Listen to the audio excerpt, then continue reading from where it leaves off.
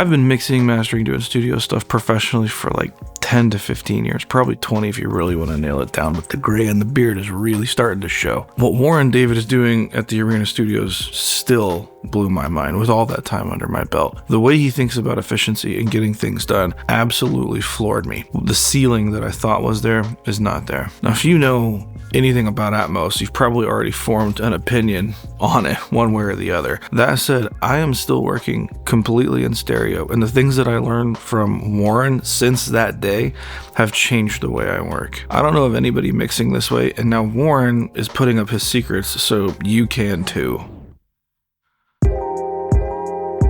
Whoa.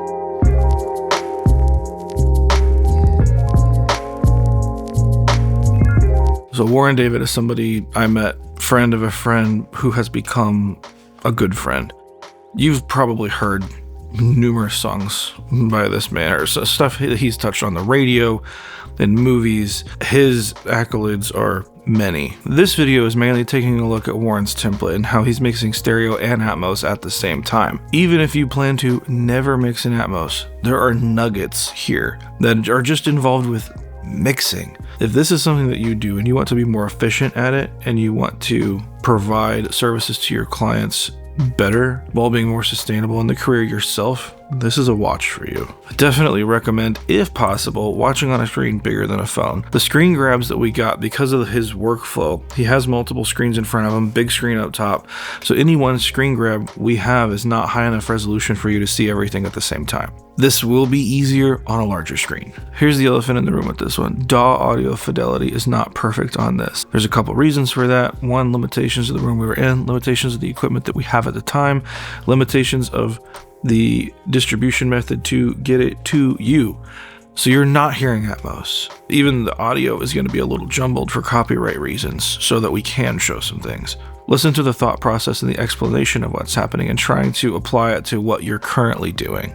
This is the best we can show it at this time. Warren has a whole other set of courses. If you want to go down that road, you can actually get access to his Plex server where you can listen to these in Atmos, spatial, stereo, however you want. Now, if any of this makes your ears perk up, hit the subscribe button because nobody sponsored this video. Nobody paid for us to go down there. Nobody paid for the hotels. Nobody paid for us to make the videos. This is just information going out. So please subscribe, hit the like button, comment for the algorithm because these long ones don't get a whole lot of interaction. That said, let's jump right in.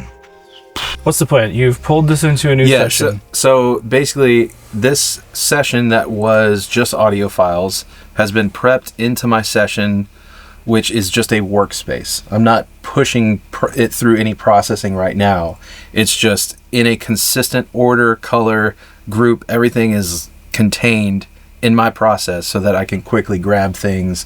But the beauty of the session is that we're going to be mixing stereo and Atmos at the same time in the same session, multed to the two worlds. So I've got a tracks folder with all of the individual multi-tracks. There's an effects folder of things that I can grab, faders, and pull up, reach for quickly.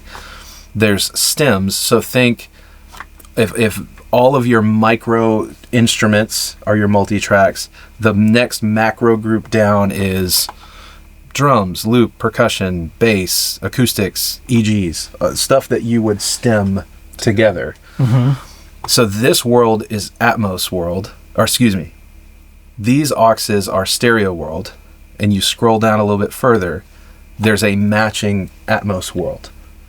So the way that I achieve that is in the tracks, you'll see the output of like percussion here. Yeah. This is Atmos output, the underscore perk dot. Mm-hmm. On send J, it's perk, like stereo. That's okay. And it's following the main panning. So if I bring this right side over, we're bringing the right side over in stereo world. Now I can detach that, I can trim those levels differently, but at least to start, it's set up to where it's speaking to both worlds. So that's how I'm doing it. Like at the track level, there's something going to perk stereo and something going to perk Atmos.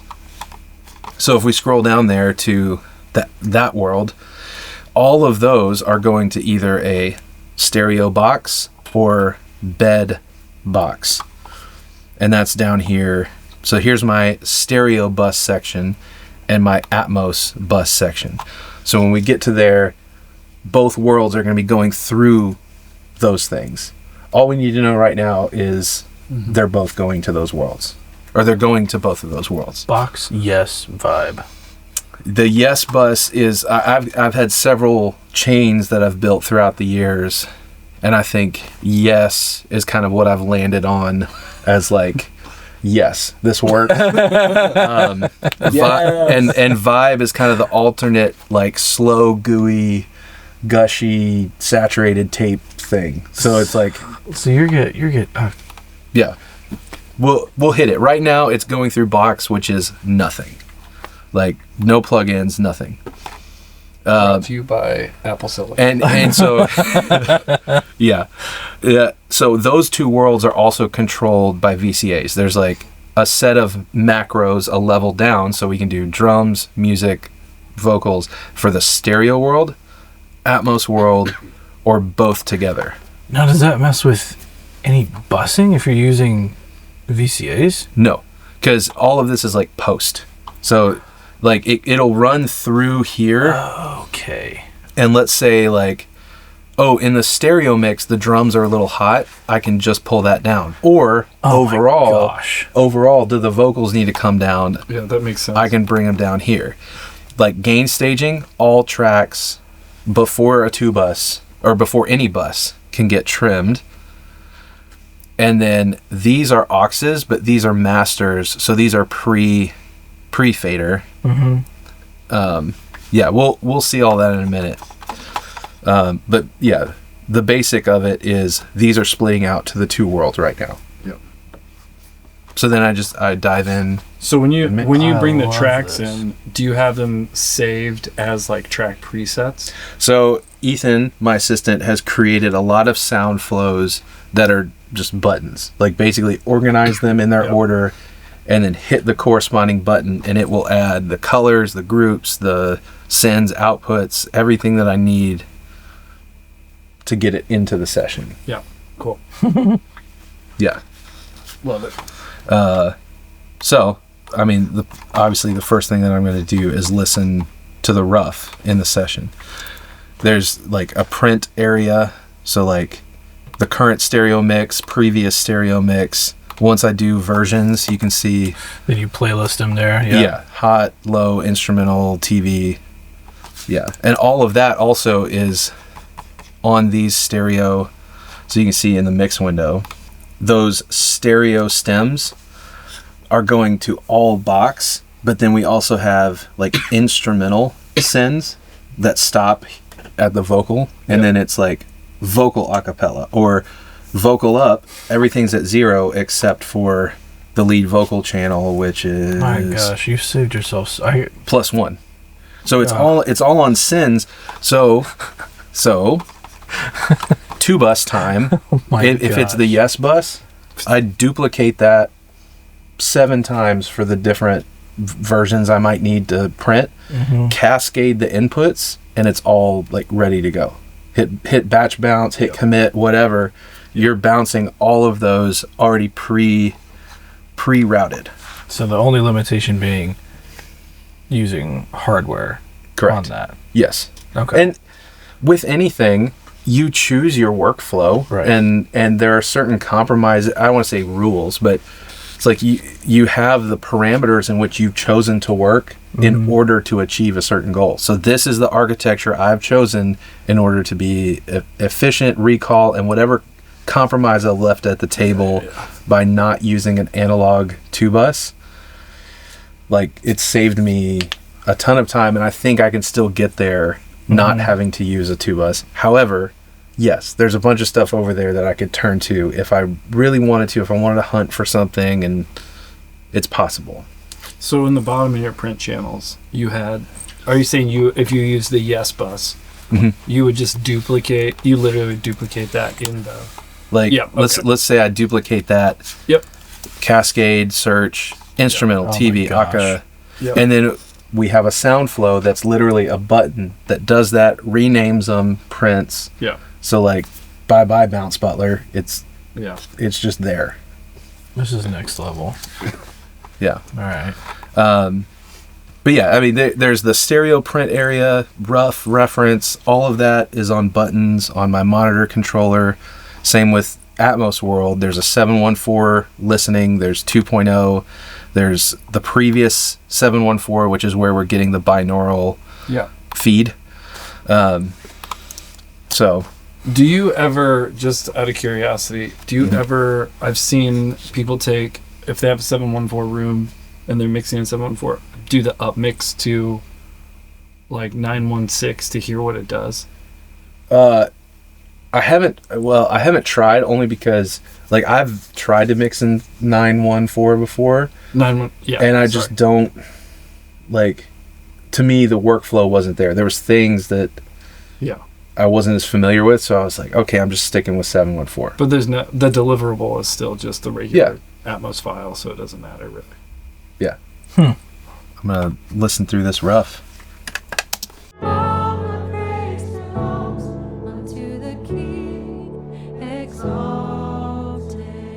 Yeah, so already I can tell my multi-tracks are in a different spot than their rough mix.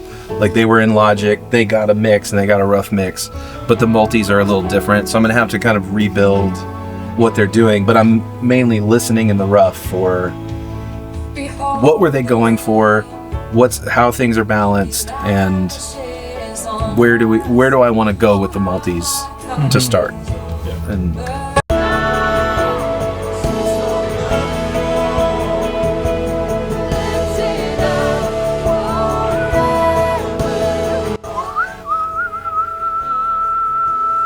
like, already I can hear, all right, I want to take care of that. So I'm making that mental note in my head of what to take care of.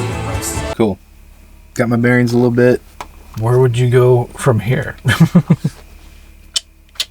Let's go. Yeah. So typically I try to anchor the kick. Like, with gain stage, it's a gain staging process, and I know where the sweet spot is for that kick to be. And then everything relative to that kind of just gets anchored and packed in. So I work through a mix, tackling sections. And yes, I don't want to like zoom in and solo for too long. Mm-hmm. Like, I'm not carving soloed. But what I'm doing is like, okay, solo this, get that anchored. Now if I add things, let's package that. Now I work with this package as I add more packages. So it's like, I'm not working from a multi and then hoping to grab all the pieces at once. I'm like building out a foundation and managing packages, and then I might come back and like, okay, now that I've put more things together, let's revisit this first package that I worked on and move that. But that to me is more stable than I have all the things now and I grab all the things. Yeah. You know, it's like, let's limit what I'm focusing on and then work through an ad. Yeah. So usually to me that's kick, drums, get that together get drums as a package, and then we start adding things. Okay. So yeah, and usually that's loudest section of the song as well, so that I don't back myself into a corner later with bus processing. So these drums are Peyton Hillard, drummer from Nashville, who also owns the company Drum Sample Shop. Great drum samples. We're going to use some in this session, even though he's the one playing drum. So it's like, I guess I'm supporting him twice. Right.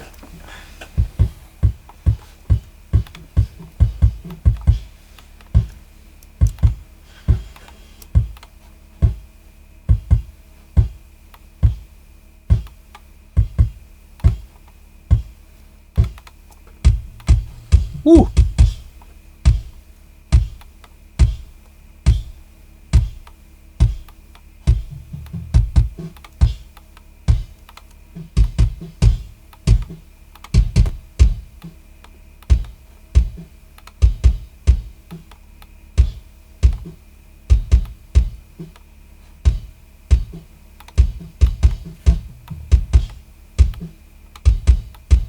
Yeah, so those drums, the kick in and the sample were out of phase from each other, but I'm gonna think that the kick out is also out of phase because I was just hearing it. So obviously I can't listen to that soloed for too long because it's like we're just going to lose perspective. But what I'm trying to do is supplement kind of what he's already got going with a little more aggression up top, a little more bite, and then more thud in the low end. And I'm not just straight up replacing it, but some go-to samples that I've been using. This is the Austin Davis pack, the Luddy kick. And then there's some other samples that I pull from. This is I Want That Sound. This is a Drew Holcomb song. That's I Want That Sound. Some Sean Moffett samples, and I'm either blending that or omitting. And so I think it. Do you have, like, right now there's nothing on the 2-bus? No. And then is your drum like group for the stereo or aux? Does it have any processing, or is everything just? Hold on, let me check. It did have something on it, but let's see. So now that's clean.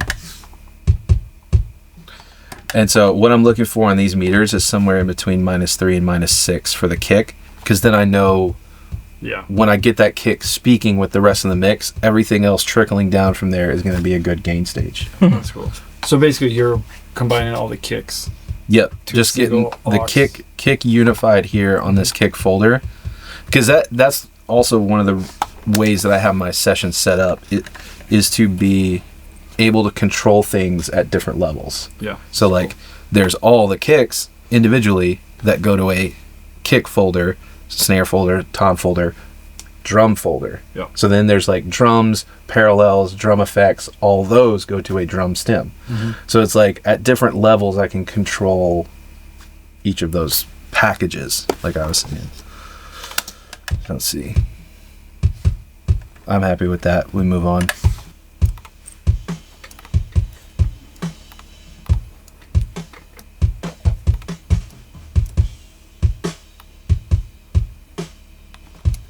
So I'm trying to keep it pretty natural. He did include a sample.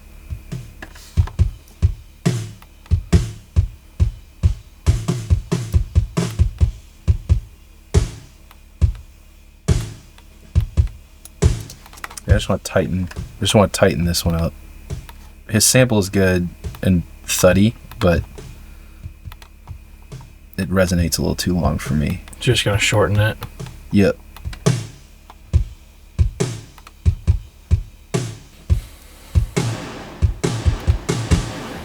So this is my Ripper samples. So like, I've got one called Gushers and one called both are within a sample pack that I was building of my samples that I've collected over the years or just worked on, processed. So that is in the expletive bunch. Let's see, drums, WC signature, that right there. So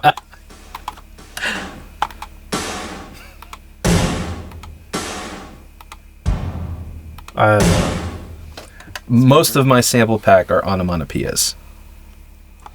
So Pow pow. Tinnitus. yeah, tinnitus or Yeah, okay. then Solid. Ermagerd.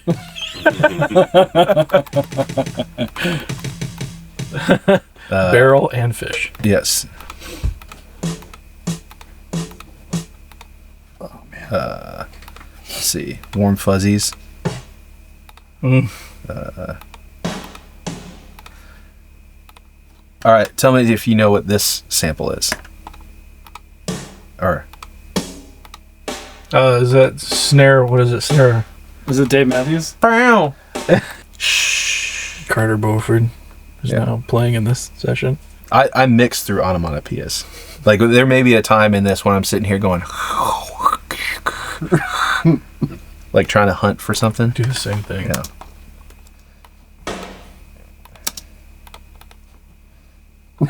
I gotta get that pack just to figure out what blow chunks is.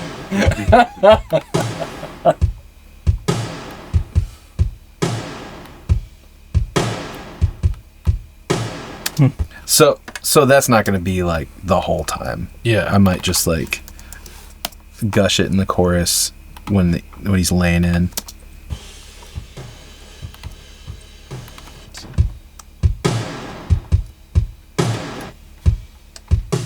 Is the reverb on the samples? I didn't. Yep. Yeah, it's baked in. Let's see if this works. So you're just enhancing the fundamental here. Nope. Probably need to tighten that frequency.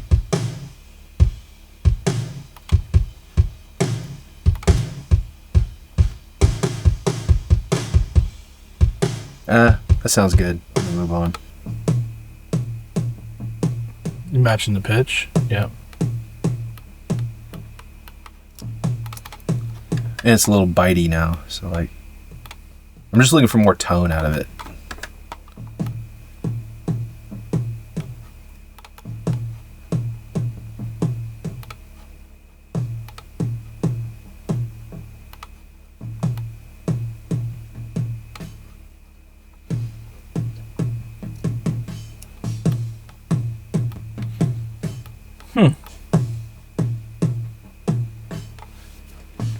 To try to create like a lower harmonic with it.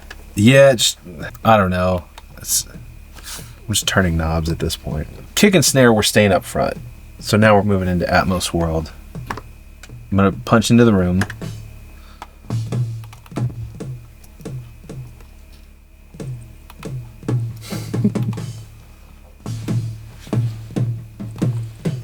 Let's see. By default, in your template, are the toms placed somewhere? The samples come into my template, and so they're already panned, but like these I had to place already.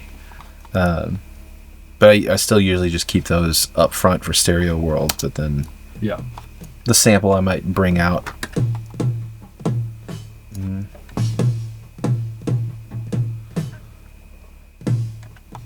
I don't know. Well, this may not work, so. Am I blocking this speaker for you? A little bit, but it's not gonna make a difference. Okay. Yeah.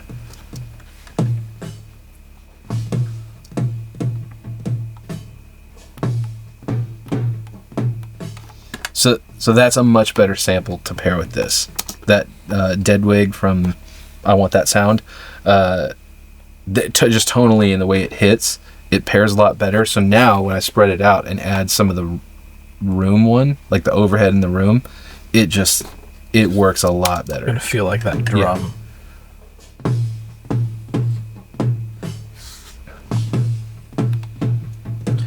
Huh. That's interesting. So I've got these fundamentals. This is a thing I learned from Dan Worrell, like a parallel band pass and like tuning it kind of to the frequency and gating it so there's not a ton of ring, but it's listening to those toms and it's going to hit and you're going to get like a bit of extra tone out of it. And then I'm blending that just slightly, but it's in the back rear rooms. Like you didn't even know I did it. You didn't even know I pulled it in there. Like, no. But it's slightly there so that we get a lot of hit up front. We got kind of that room-ish sample on the side and then the fundamental. Oh, wow. So did you duplicate that track? Did I miss that? Duplicate which or track? did you already have that track? Yeah, the fundamentals are already in there. Okay. So it's a send that just has a band pass. Yeah. And then I kind of tune it to the frequency of that. Yeah, for each of the toms. And so it's blended in slightly and I've panned it out. So in stereo world, like we're just kind of hearing the blend. Yeah, like they're there, but like it adds a thickness. Yep. Okay, so I've gotten a blend now of rooms. Like, so I just kind of zoomed in, worked on that, got a blend of rooms. We'll revisit it, but that was just my initial instinct. So now I'm going to pair it with the rest of the drums, get that sound, but then we'll start panning for Atmos right after that. So it's like, get the sound and package first, develop that sound with stereo with the rest of the package, now see how it feels for Atmos. Yeah. So, let's see.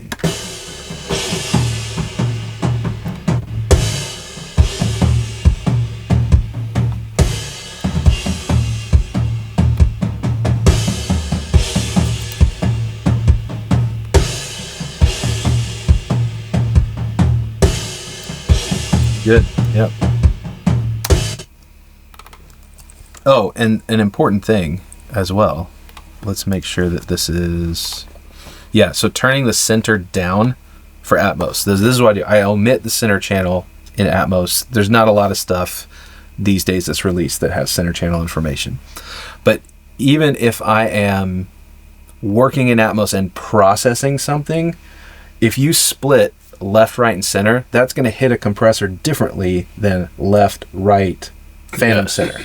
So I basically hit all right here on my groups with the panning on and just turn down that center, which is going to divert any center information to left and right. So there's not a chance of me accidentally panning something in the center channel. Now left and right is acting like a stereo if it goes to a compressor. Yeah. So that's turned off now. Good. Because I was seeing center channel information there. So now, now we're seeing left and right. Because there were some mono channels that were up front. So now it's all working So as... now they're left Yeah. plus right.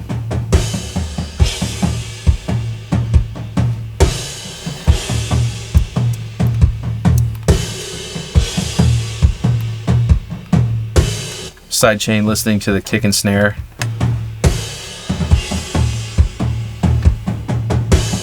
Just letting those rooms move a little more based on the kick and snare, but not based on the whole gain push into compression.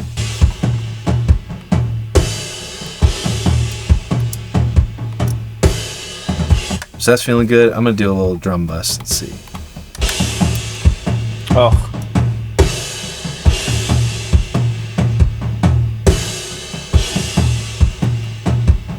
Just a kiss. Just a little extra glue. Like nothing super fancy or, yeah, not squashing it. Because what I might do is use parallels if I want to squash it. Alright, so now that I've got like a drum vibe, hey, let me go up to like chorus, since we're hearing all those toms.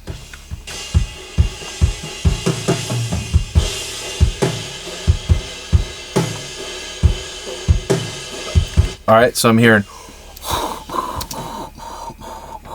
in the cymbal right up the center, so I just need to clear that out.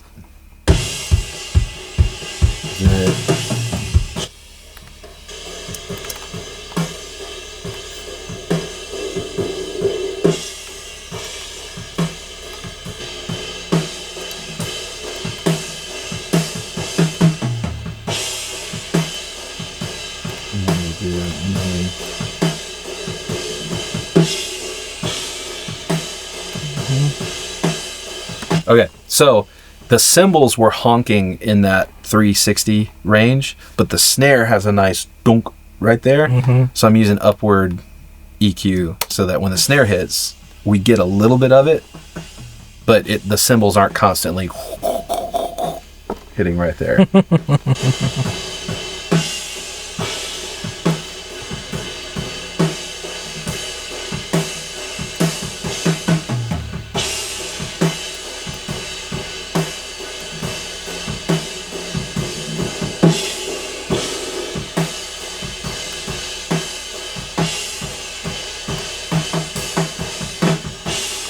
So if you notice, this room folder is 714. Yeah. And this EQ is 714. I've been making these moves on a bus that's 714. There's only 2 channels right now because we haven't panned away from left and right. Mm-hmm. But we're about to. So...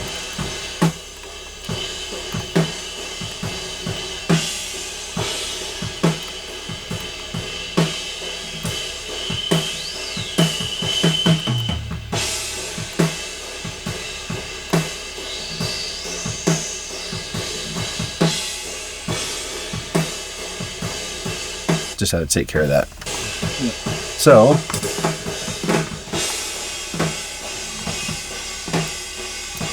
overheads are left and right. Mono overhead is above now.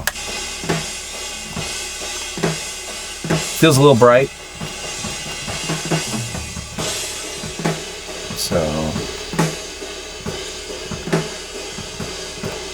Man.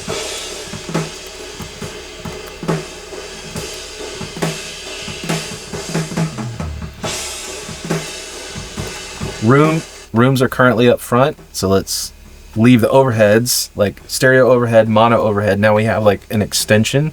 So now let's bring out the rooms.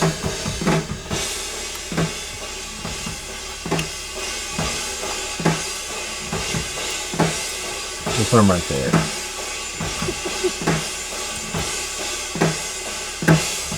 So then far,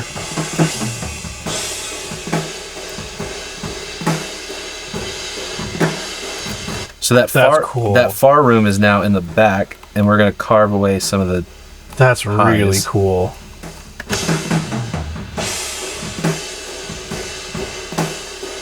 Was the far mic stereo or mono?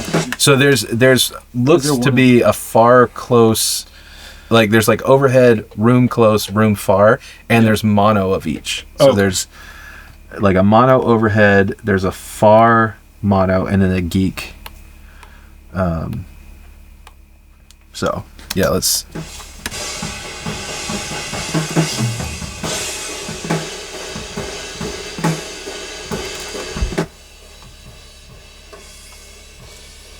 Already pretty processed. Let's just throw that back top.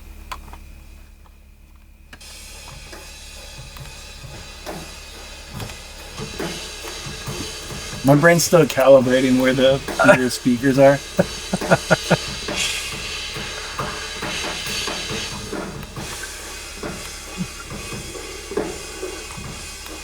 It feels like we're in a drum room. Right.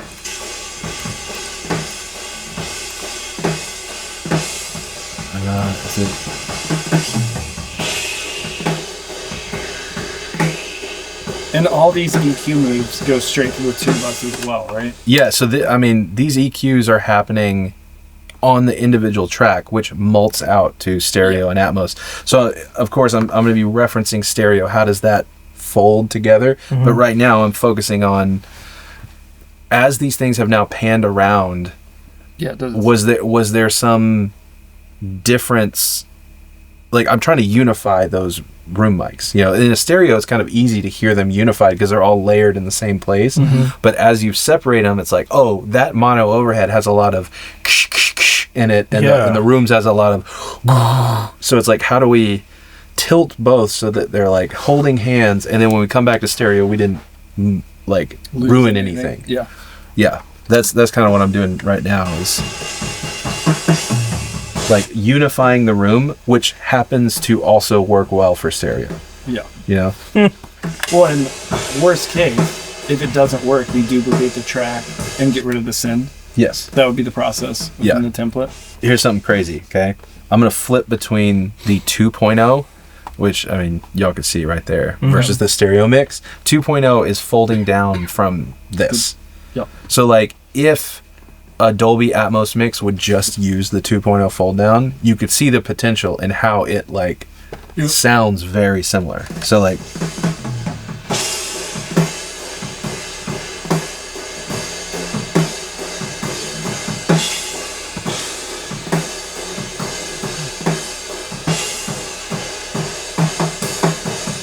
That's so darn close. it's That's Yeah. so close. yeah. Dude, If that's- Apple would get out of the way, it could sound so close. It- So just be a to- non-issue. You're flipping between your stereo mix from Pro Yes. Tools.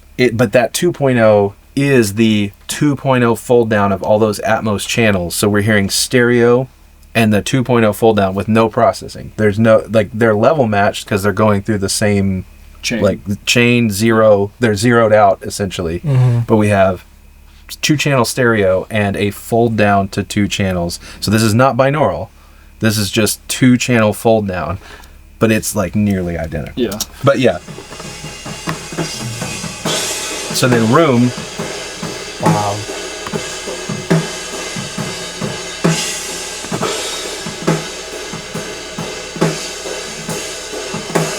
It's like stereo, just better. Yeah.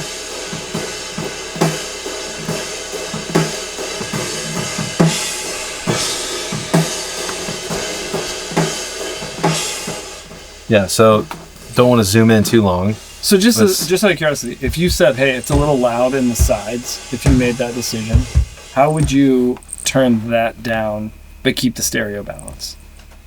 So what I could do is I could either put a trend, like you're just talking about just for the rooms. I'm saying, like that.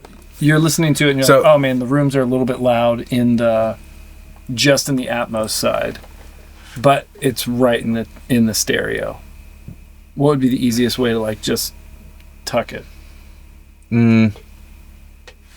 Assuming like the rears are right. Yeah. Does that make sense? It's harder on the drum bus to figure that out, but the way that I see it is like the rooms all just kind of meld into one thing. So there's a lot of wiggle room with how much or little. At that point, I'd probably just lower the volume.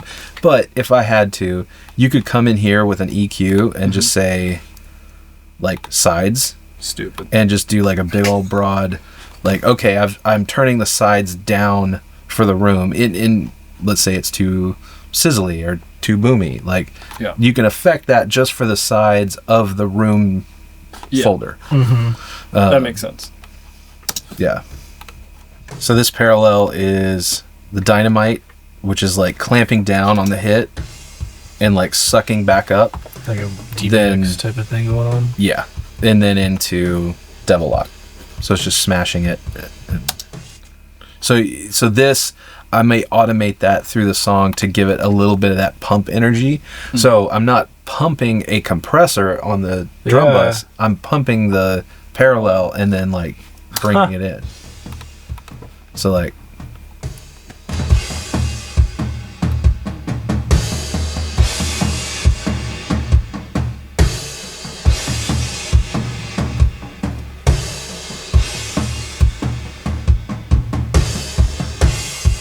yeah, so then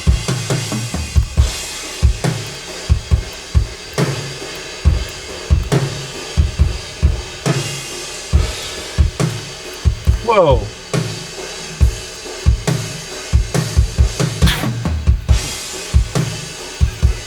Is it time?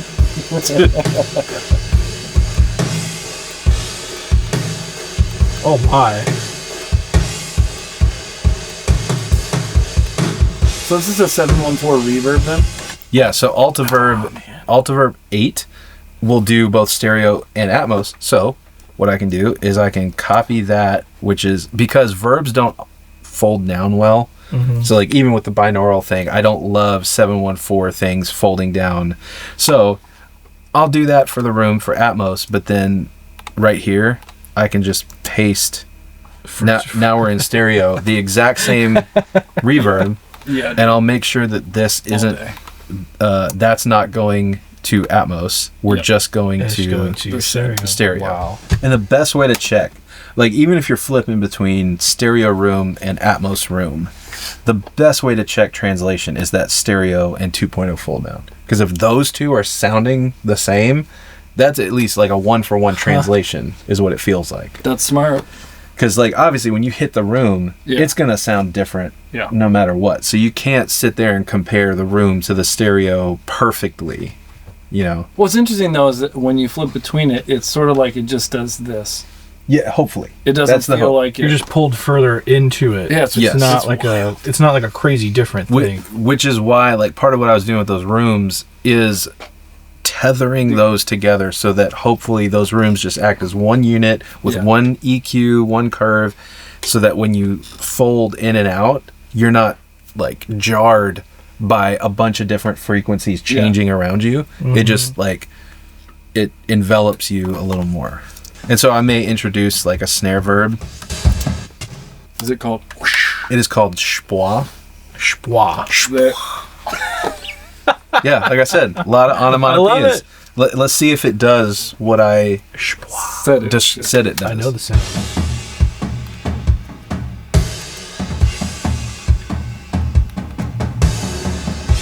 It's a schwa. Oh yeah.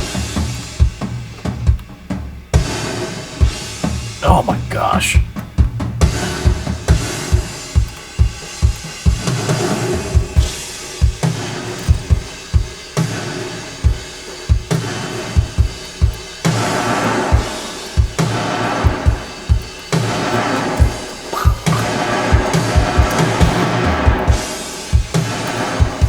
It's grotesque. I realize.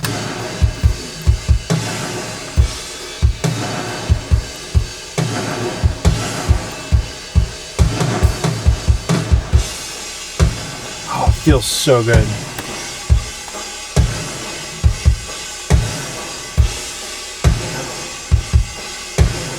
That's cool. Is it in the sides though? Did you So pull it's it in out the the side? top. It's in the top back. Interesting.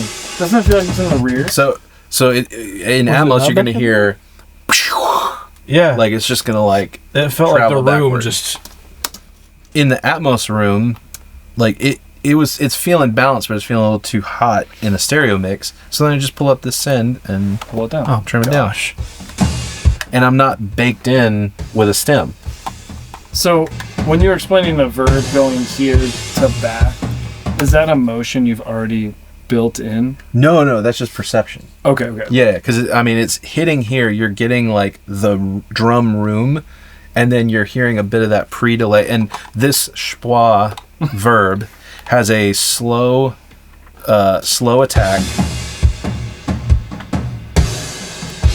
So it's already hitting and going whoa and ramping in, and then even the verb itself has a slow attack. So I'm trying to get that like Trying to get kind of a pre-delay-ish. And it's Yeah. currently just in the tops top back. rear. Yeah, so that diagonal is going to make you think that he hit, and then you're hearing like Yeah, makes sense. it travel in the back of the room. Stupid.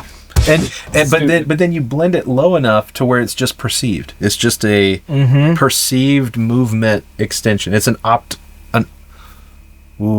Optical. I like optical illusion. auditory illusion. Auditory illusion.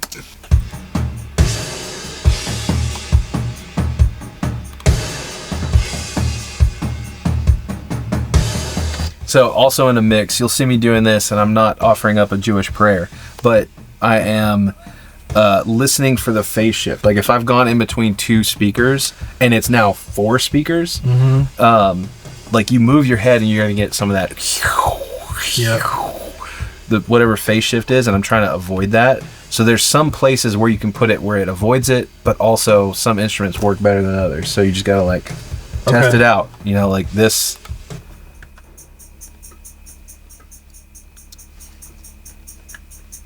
That's pretty good. Like if we did that with a room, you would notice. Like let's see.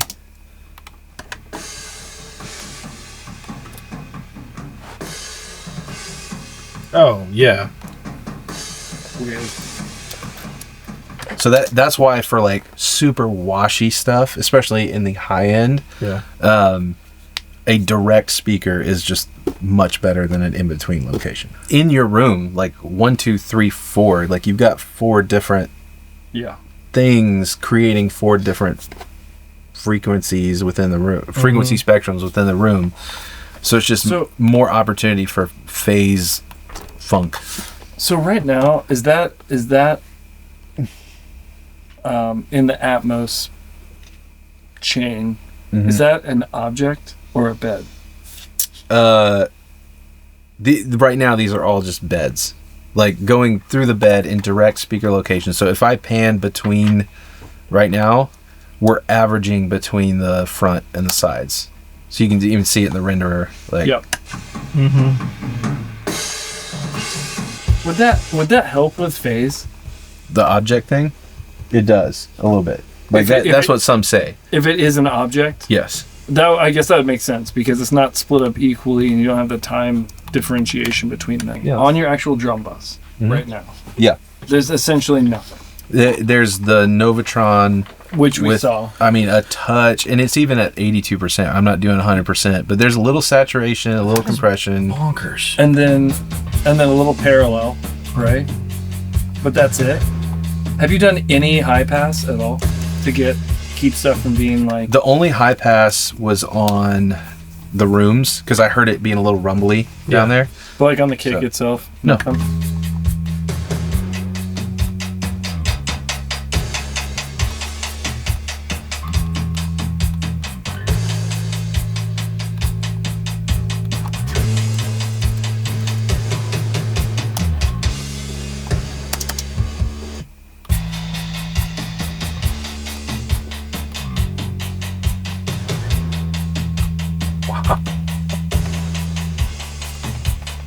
So if you have a stereo reverb that you throw into a 714 output, it basically does the math to splay it.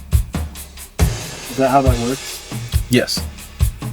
Yeah, I mean, it does the math, how to fold that back down. Or does it, but I'm saying expand it. Well, like a stereo reverb, Yeah. to go to 7. So like if he put a stereo reverb on the room, Mm-hmm. and then you panned that to the sides, Mhm. that reverb's going to exist just in those two speakers. Yep. As whatever. Yes. But if it's an object and you place it in the middle, it'll do the math for all four. Right? It'll do the math for how many speakers there are. Yeah. Okay. Yeah. Just any stereo plugin would react the same way, regardless of what it is. I guess. Yes. Okay. Yeah. I don't know enough of the technical side. I think I'm just going on instincts of what I've figured out sounds good and doesn't sound good. Or where I can compromise and not. Like object versus bed, there's some where it's like a wash. Like it doesn't matter. So do you live basically in beds then? For the most part. Interesting. Yeah, but I mean the way my session is set up anyway, like all of these left, right, center, like left, right, center, side, back, the top and front are already in objects. I could easily pop those into an object. Technically, they're in the bed right now of the renderer. I could turn on those objects from bus to bed. Yeah. Huh. That's the part that like I'm still, because I haven't worked with it enough to understand what the ultimate, like I can tell you right now the fold down sounds really good. Yeah. Yeah. So like if nothing else, that's like I don't know what it would sound like as an object, but I would have a hard time. I mean, imagining the thing it is, we can down. test it. We can sit here at, like after everything's together, I can like highlight those tracks and flip them from object to, and we can test it in headphones live. So like, so I turn these on and just say like object. So.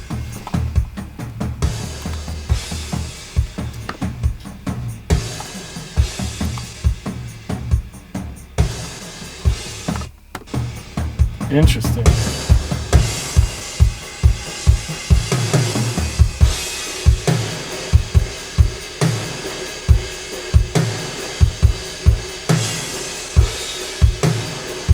I feel like object's a little less tight, like a little reverbier.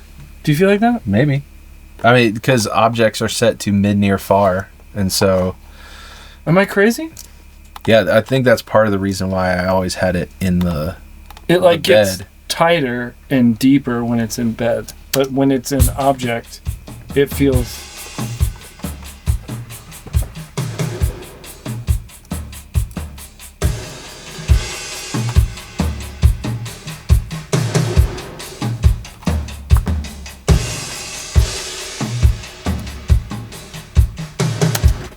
Interesting. Yeah.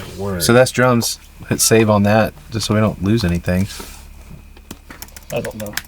There's drums. Wow. If you've made it this far and you're a nerd like me, kudos. There's a whole lot more coming. But until then, how about a palette cleanser with a monitor control that only has 2 speakers? 3. 2, 3. Stereo. Bye.